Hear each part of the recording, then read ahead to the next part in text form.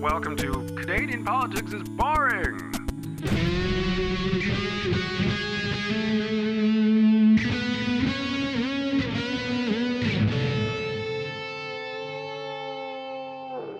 And we're rolling, Jesse. Do you want me to introduce? ASMR. This is probably one of the worst beginnings of a podcast. So professional. Hi, I'm Rhys Waters, and welcome to Canadian Politics is Boring. I'm Jesse Harley. Welcome to Canadian Politics is Boring. Hi, Jesse. How are you? I'm well, Rhys. How What's are you going on in your world? Lots of things and stuff. I'm juggling all kinds of things. I like beef. Me too. Do you know the best thing about beef? If you leave it on a windowsill, it rots. That is the singular best thing about beef. It is. Yep. That's why we grow cows. In fact, I think that was one of the failed slogans, test slogans for the beef industry in the States. For the Canadian Board of Beef. Yeah, the Canadian Board. Yep. It's if you leave it on a windowsill, it rots.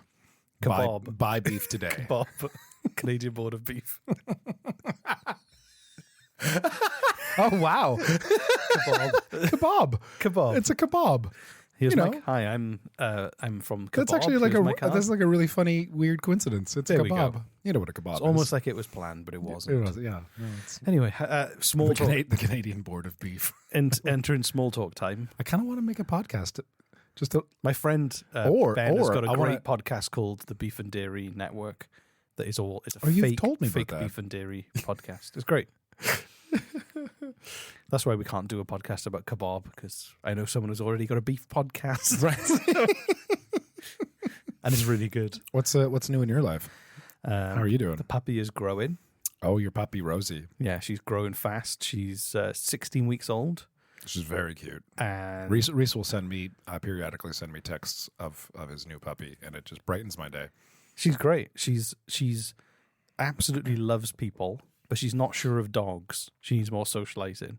So if someone's walking a dog, she'll just literally, when dogs put their heads down and their bums up, like really kind of like, oh, hi, I want to be your friend. Oh, yeah. Really kind of like submissive stance of like, please be my friend. Smell my ass. She'll run up to the people and do that, and she'll just ignore the dog. She's like, she just wants to be around people. And she kind of, That's very cute. She's, and then she'll just try and get on your lap and fall asleep. And I'm like, she's going to be 3 or 4 times the size she is now.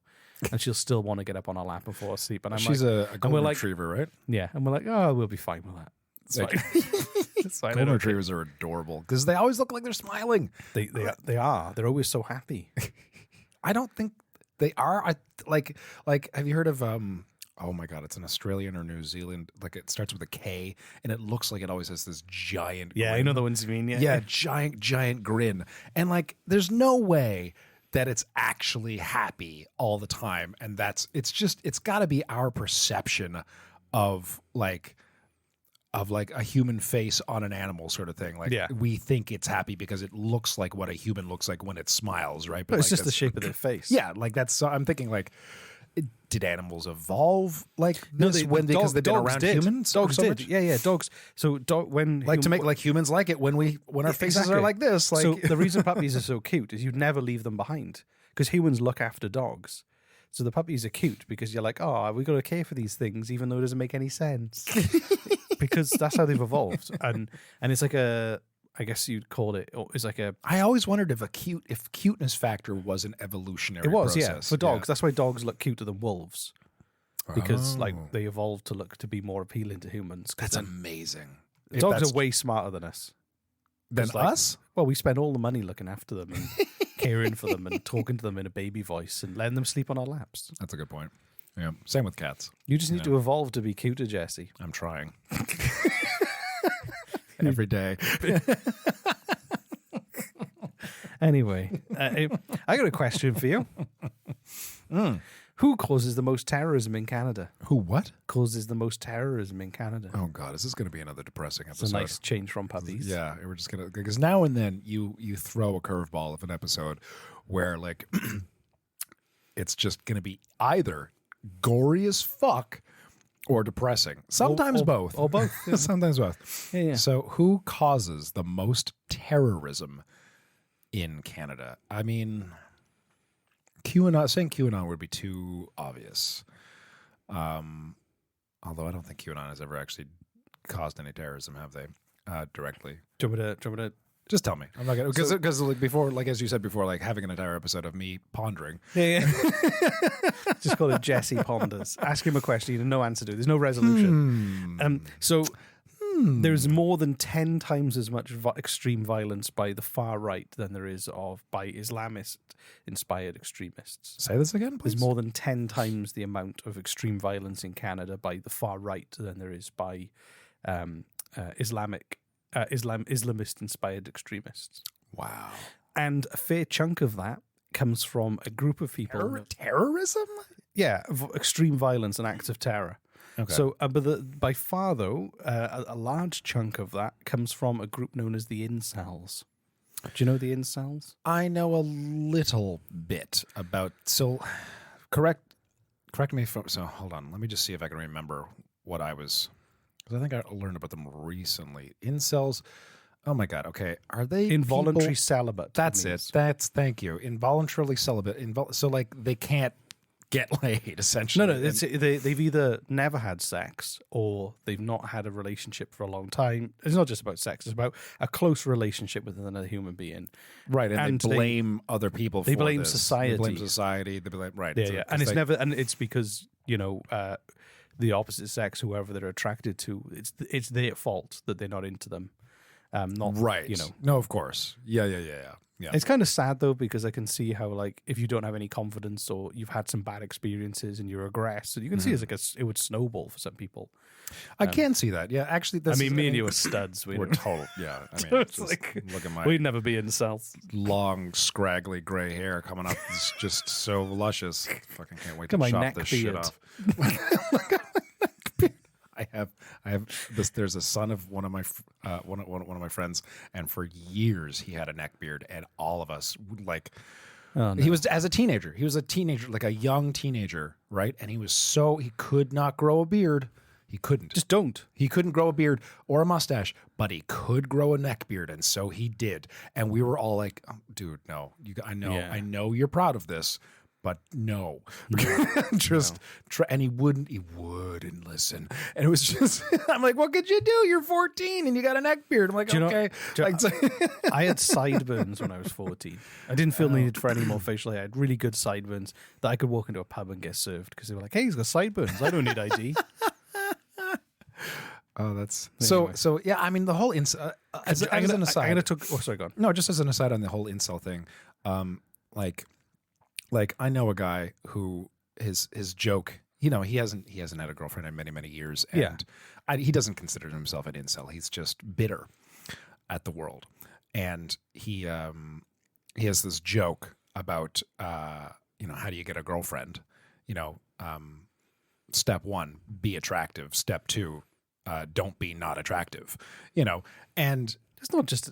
No, I know, but that's his joke, right? But I kind of feel like he thoroughly believes that's it. Like, and I've actually anyway, that's I see where you're going with it. Like, it's if I understand why people can get if someone's just really lonely, like attracting the opposite sex is a skill that you should be taught by your parents or your peers.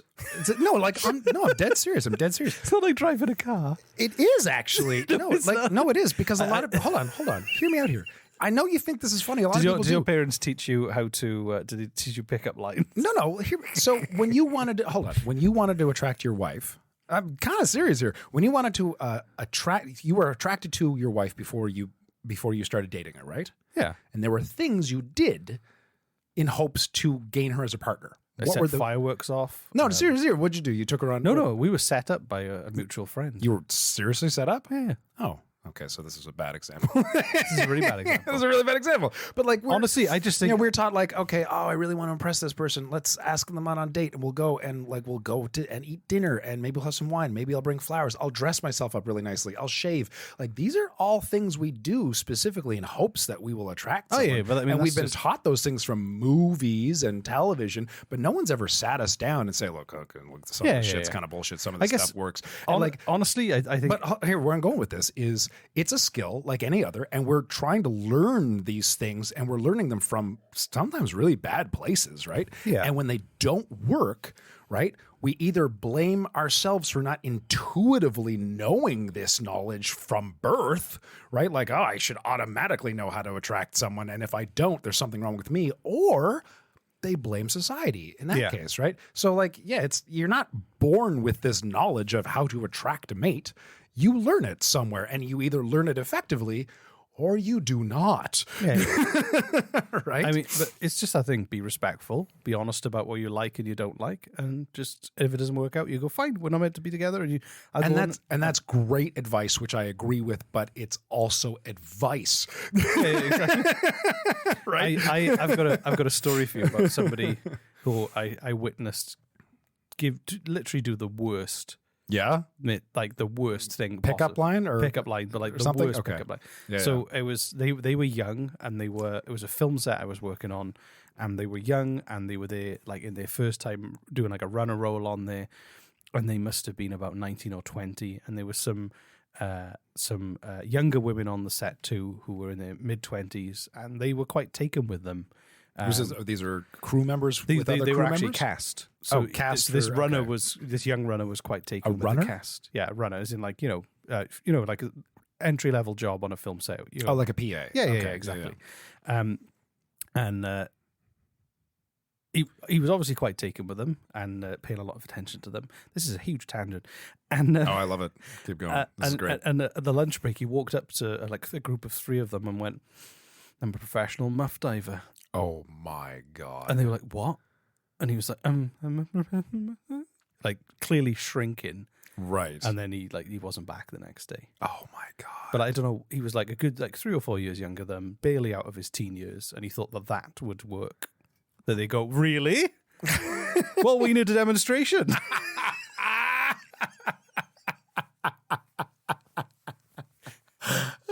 There's people like that who end up being incels because he'd probably be so traumatized by that experience. He'd go, "How do I talk to women?" Well, see, no, and that's kind of that's kind of my point is if they're not taught by schools, by your parents, by society, by anyone, right? You need a positive role model to see. You do. You really do, because these urges are going to be there regardless of the information you have or not. And if you're not taught properly, you're going to come up with shit like that. If you're not, are you acting appropriately, respectfully? Yeah. And if you don't have anyone, how you would like to be treated. If you don't have anyone sitting you down as a teenager and saying, "Okay, look, I know you like, I know you have a crush. Let me show you how to get this person, or at least talk to them and how to do it. Let's just talk about it." If you don't have that going on, you're going to be a professional muff diver one day, or wannabe, or what? Anyway, so that's how you get incels. So now we've explained how incels happen. Let's talk about more. Let's talk about it. Okay, yeah. You know, in the incel, This is the incel great. thing is like an international thing that people talk about. They talk about. I didn't really do a deep dive into it. It's a big deal in the US as well, in the UK too. A lot of Western places, but actually, actually kind of huge in Japan, is it not? yes, it is. Yeah. So the term incel was actually originated in Quebec in 1993. I'm sorry, I just want a quick aside for the whole Japan thing. I was watching this mini documentary. Is this anything to do with what we're talking about? A little bit, yeah. So there's little bit. this woman who would go to a bar in Japan, and there's a little mini documentary on it, and she would pay to rent a boyfriend for the night, not in a sexual way, right? He would just sit with her and ask her how her day was and hold her hand while they had drinks, and then she'd go home alone. And at the end of the document, and she'd do this like several nights a week and see the same guy at the same bar who she'd rent as a boyfriend for the evening, just to be polite and sit with her and be romantic and flirty. And then that's it. No sex or anything like that. Just a rented boyfriend.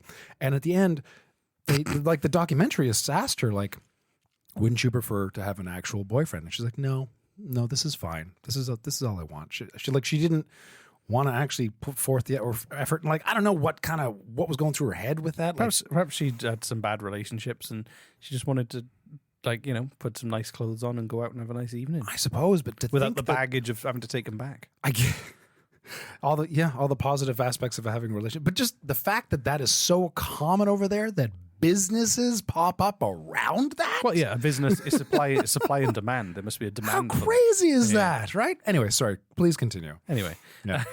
So the kind of the whole concept of the incel originated in 1993 in Quebec. 1993. Yeah, when a young university student known as Alana created a website to talk about her involuntary celibacy with others and called it Alana's Involuntary Celibacy Project. And on the website, the term incel was used and described as anybody of gender who was lonely, has never had sex, or who hadn't had a relationship in a long time. And now it's become...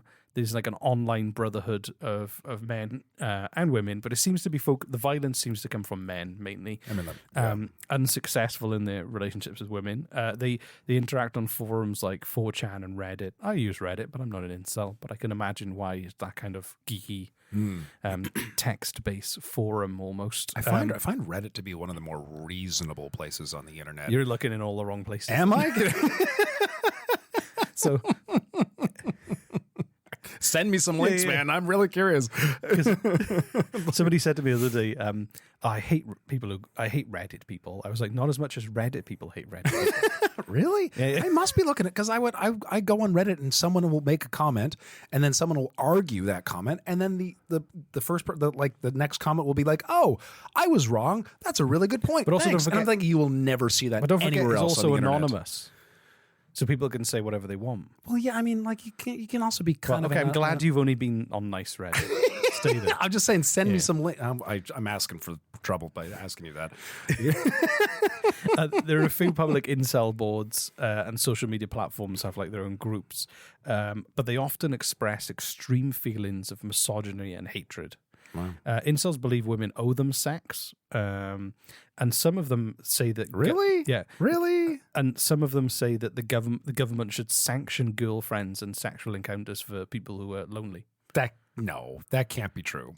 There's no way. Do you know what? I can't believe that a huge chunk of these people actually believe that. Like I can see that as being as like a sarcastic comment that came across on Reddit and perhaps was no. That's part of there's like manifestos that people write before they commit acts of violence. Oh my God. Oh, okay. It's not just a rumor.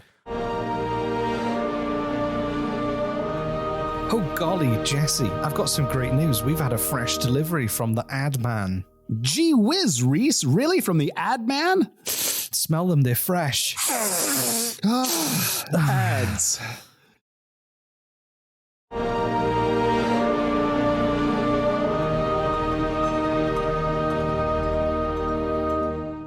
So in the worst cases, their online misogyny turns into violent fantasies where they encourage violence and in some cases murder.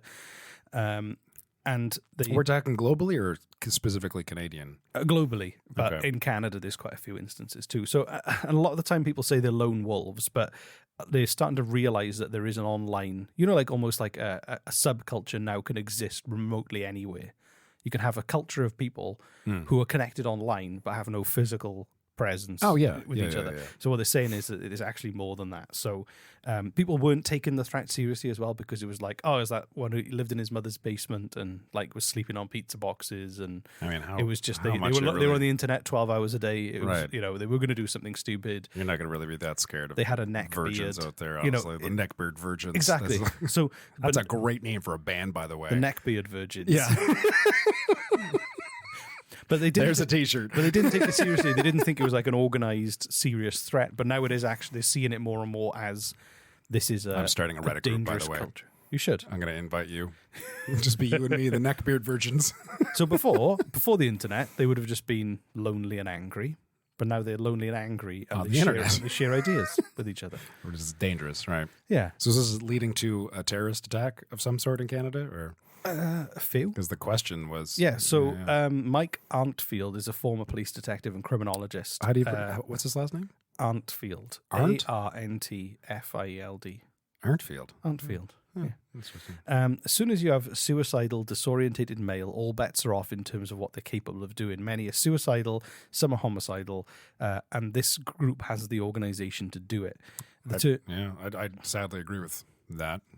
So the term incel gained more prominence in 2014 when a 22-year-old man in California killed 6 people and injured 14 before killing himself. Jesus. He had he'd written a manifesto and posted online It was called Elliot Rogers Retribution, and he said, "I will slaughter every single spoiled, stuck-up blonde." And then he says, like a derogatory term to women, "You will see I'm the superior one, the true alpha male." That was his speech. Wow. Not surprising this is in the States. So that was in California, yeah. But then on July the 31st, 2016... We love you, America. Thank you to our American listeners. You guys are wonderful, but you know how crazy your own country is. You know it. I know you know it. Come on. Well, I'm about to now move on to the Canadian instances. Yeah, please. So if you just talk down to America. After I just... And here's how Canada does it. After I literally just got rid of our all of our American listeners are now leaving us in droves. They'll stay for me. I know, yeah. That's because they like you. Yeah, it's your accent, man. That's all it is. If you didn't have an accent, they'd... It's like Roger Moore. Just... Anyway, this is a sad bit. On July 31st, 2016, a man named Sheldon Bentley killed an unconscious man in an alleyway in Edmonton. He was convicted of manslaughter, and he stomped on his abdomen because he was frustrated with being an involuntary celibate for 4 years. He stomped on... He was angry at the world, and he saw the opportunity to stamp somebody to death. Jesus. Which he did. And 2018, Alec Minassian drove a van into pedestrians in Toronto, killing 10 and injuring 16. That was an incel? That was an incel. His Facebook account said the incel rebellion has already begun.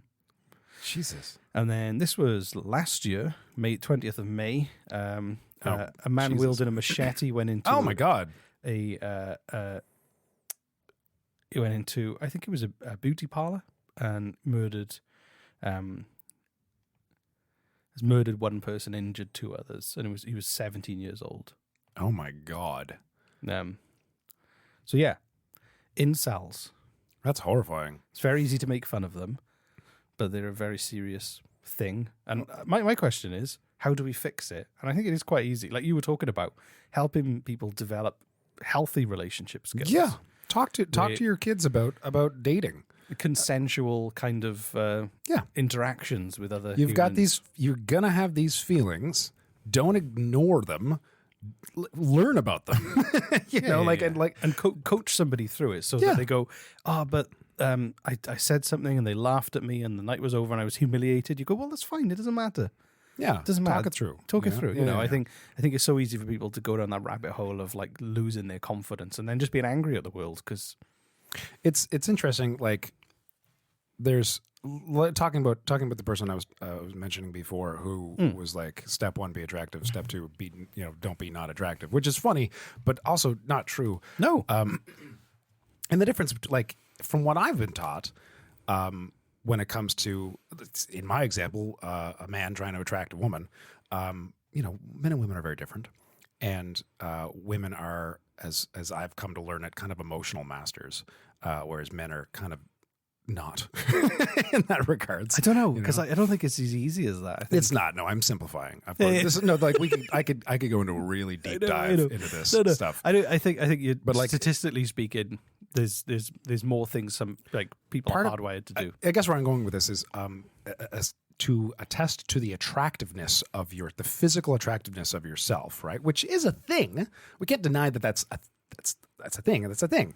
But it's not the only thing that matters, right? No. And I think people get caught up on that. They really do. And part of what I was saying is like part of attracting someone else is making them feel stuff, right? Yeah. And that comes from your personality. That comes from your storytelling. That comes from your acts of kindness. That comes from a huge range of things can make the person that you're attracted to feel things, which can build attraction. And this is where like your physical attraction comes from.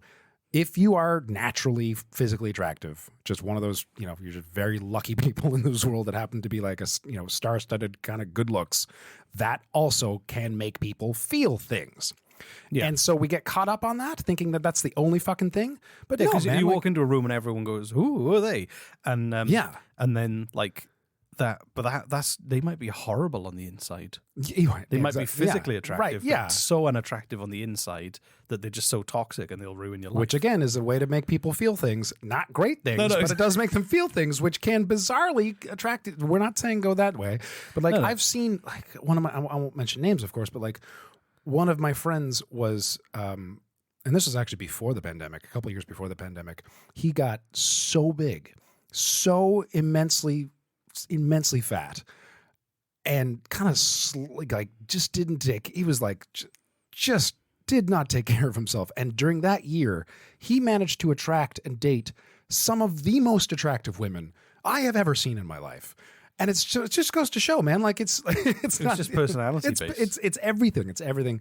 It's all about, what can you make the person you're attracted to feel? And that can build attraction. And yes, physical attraction is one of those things. Like how good you look can be one of those things that can make them feel something, but it's not the only thing. It's like part of a package. Huge of many package. things, yes. And if you get caught up on that one thing, that television and Instagram, but and all that kind of forces down your throat, making you think it's the only fucking thing, incels exist. But you know that the people who are like, oh, I don't have a girlfriend because I'm not attractive, or I don't think I'm attractive. But you know that the only kind of girls that they will go and hit on are ones that they are conventionally attractive.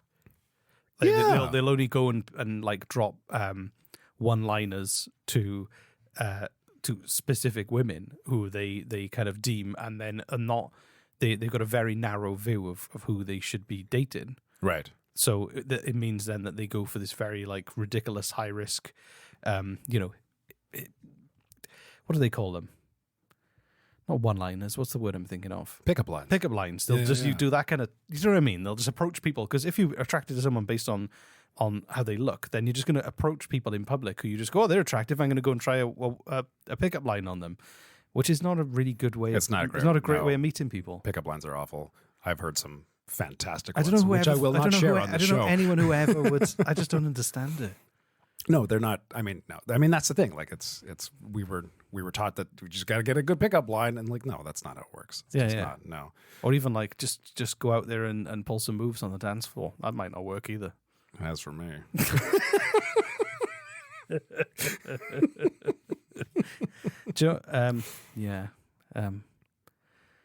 I'm really grateful though that I met my wife before online dating really existed.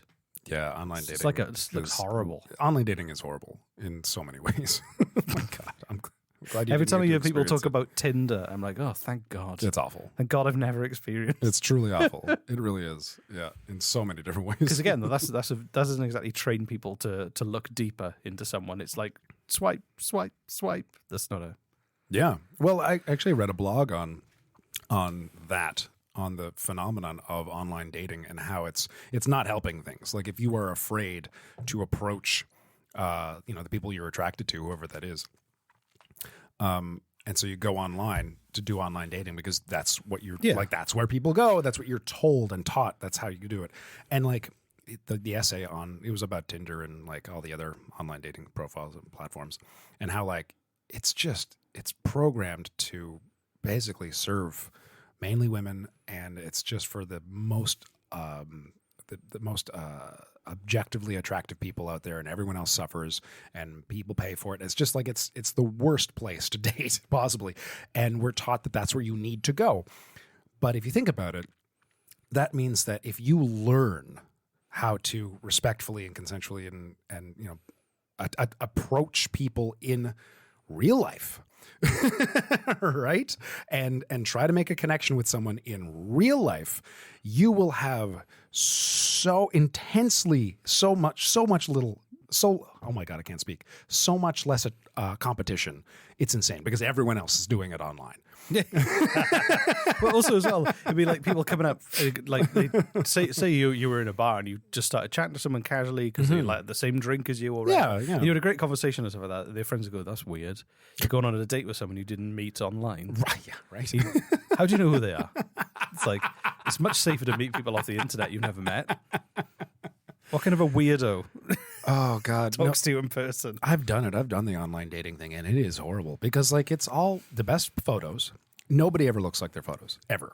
It's just not even me. I don't ever look like them. It's like just, right. Nobody looks like their photos because they all put their best photos out there, right? And they'll have been photoshopped and colorized.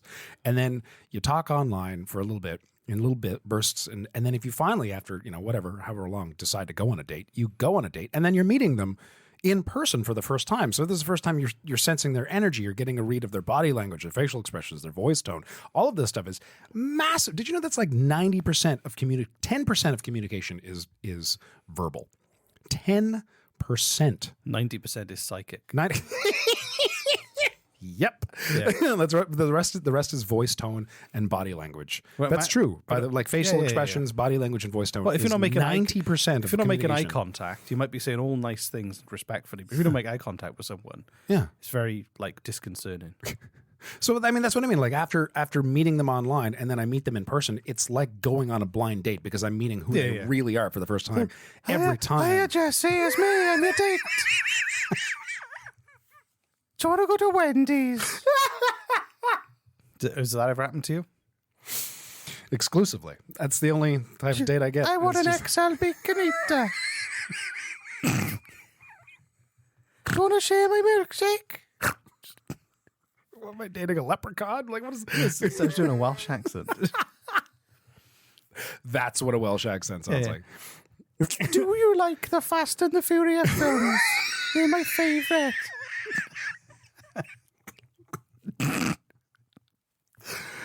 Does that ever happen to you? I take it back. I wish you had gone on online dating because I think you'd have just killed it. Do you want to know who the number one comedian in the world is? Adam Sandler. She says with a mouthful of baconator. Yeah. Okay, so call to action. Teach your children how to express their feelings in a healthy way and build relationships based on mutual respect and affection. Yeah, honestly, like teach your kids how to talk And to Instagram. And it's no, talk to your kids about how to talk to their crush. Talk to them how to talk to their crush without telling them that they're a professional muff diver. Because that's what'll happen if you don't talk to them. You And can't also- ignore this problem. It's happening. Like, And also, it is happening. And also, as well, like let them know that being rejected is fine. oh, totally. Yeah. Because they're not the only person in the world. There are over 7 billion people in the world, and they will find the right person. Yeah, I mean, if you gotta work at it, but you can't just wait and expect for it to fall in your lap, right? It's like anything; you gotta put forth effort. But like, yeah, Well, yeah, you gotta. here's an interesting tidbit. Interesting tidbit about why rejection sucks so much. Okay, and this is a theory that's been brought up by. I've learned this. Apart from the fact it hurts. Physically hurts. Yeah. Physically hurts. Okay, and it's true. They've discovered that the part of the brain that is associated with social rejection, okay, is directly tied to physical pain, which is amazing. And on that note, by the way, and this is also fucking true, and how insane is this? Because they've discovered that's true. If you are experiencing heartache, you can help that by taking a fucking aspirin. That's nuts. Yes. Great. So it's like, hi, can I buy you a drink? No. Oh, my dick!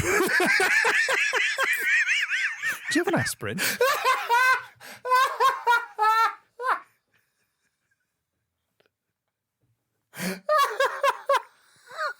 It's the future we're trying to avoid.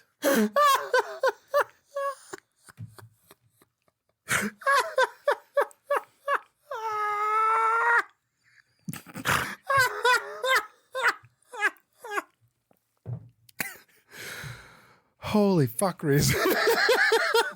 I'm glad you met your wife at a young age. You didn't have to date a lot. I'm very lucky. You are lucky. Very lucky. What I was going to say though, that wasn't the interesting tidbit, although that is an interesting tidbit, I find. The reason we are so, again, theory, and I heard this, is that from tribal, like many hundreds of years ago when we were living in tribes all around the world, right? I think it was probably thousands of years. Thousands of years. Yeah. Yeah, right.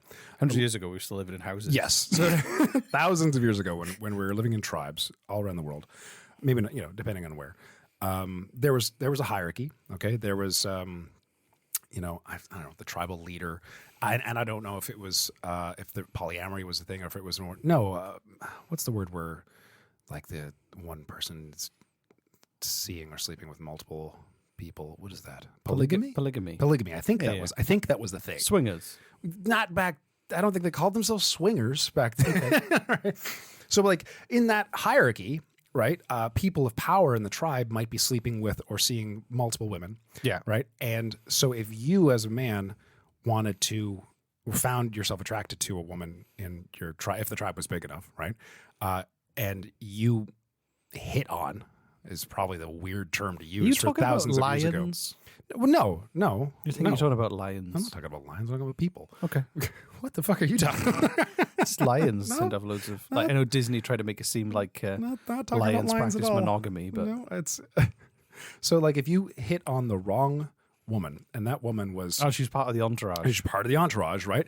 You could get, and like it's of course in today's social culture, it's horrible to talk about that stuff as if it's okay to do whatever. But we're talking thousands of years ago, stuff that actually happened. Whatever, fuck off.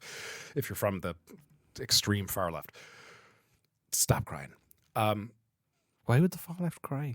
That's what they do, man. They cry and Why they the scream and they far get left? really angry. I know, but everybody does. No. The far right cause violence. The far left get really angry. They also And cause, cry. They also cause violence. Do they? No. Oh. Yeah, joking. The far right also cry and scream. The funny thing is that no one will get offended when I say that because no one will identify themselves as the far left who cry and get screaming angry. No, and I'm a communist libertarian, Right, yeah. Apparently. Yeah, Whatever that is. Yeah, commie leftist. Yeah. Yeah, well- Stop being so individual, yet united with your fellow man. So anyway, just to finish the story, you can cut that out if you want. If you were to hit on a woman in the tribe and you didn't know part of the hierarchy, if they were part of a larger whatever, Yeah. you could get exiled as a punishment. Okay. Exiled in Does those sound days. like lions. Yeah, I mean, you might be eaten by lions, but in those days, it meant death. That meant almost certain death.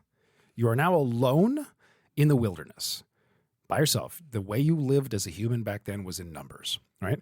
So for thousands of years, we have developed an instinctual code in our brain that tells us that if we hit on the wrong woman, it could literally equal our death. Our death. We will die. That could still happen. They could. I mean, They might have a gun. it's really rare. No, I'm just saying I know what you mean. The intense- evolutionary cause of it. the Yeah. intense fear that men experience on the idea of attracting a woman comes from a very real place. I've got an idea. Why didn't they just wear name badges so everybody knew? Yeah. Can we go to this whole lion thing you were talking about? It just sounds like what lions do. You have like Oh, you don't even know. You're just They have you like, literally just picked an animal out of the no. kingdom, Lions have like one alpha male, and then and they just sleep with whoever they. and then other males come and challenge them Oh wow. to be like the king, and then your brother causes your death But off a and cliff. then, by pushing you off a cliff, and Right. then your child has to go and eat insects with a warthog and a meerkat, and then you have to come back and defeat your uncle and the hyenas to avenge. It's pretty much No, please keep going. it's just science. I'm really glad that you're. Yeah, we should do more Disney movies like documentaries. I think that's. It would, yeah. I is this documentary I saw once about lions. There's a really cool documentary about a woman as well, really long hair, and she lived in a tower.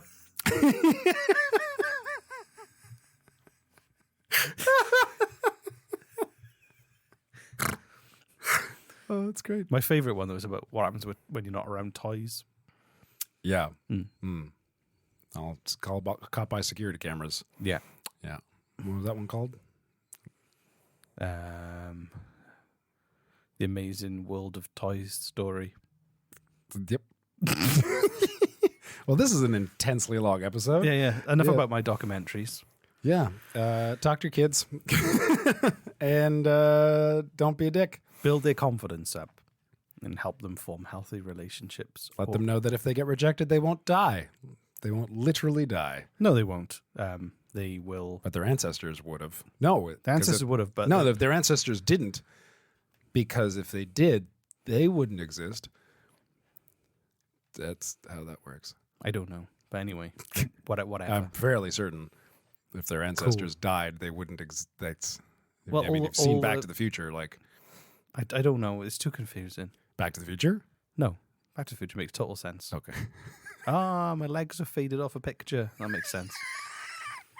Anyway. Money! Money! My legs are faded off a picture.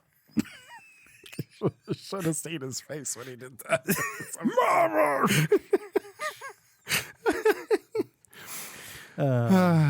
Half a bowl. Party. Anyway, enough We should do a podcast where we're both Doc Brown. Doc And Doc. Doc and Doc. Or Doc and the Doctor. Doc Brown and Dr. Brown. I'll be Doctor. You be Doc. I bought uranium from the Libyans. Oh my God. Anyway, enough about buying uranium from Libyans. We'll see you soon. This is a great show about Canadian politics. Great Scott. Great Scott. That's That's the worst impression. It's horrible.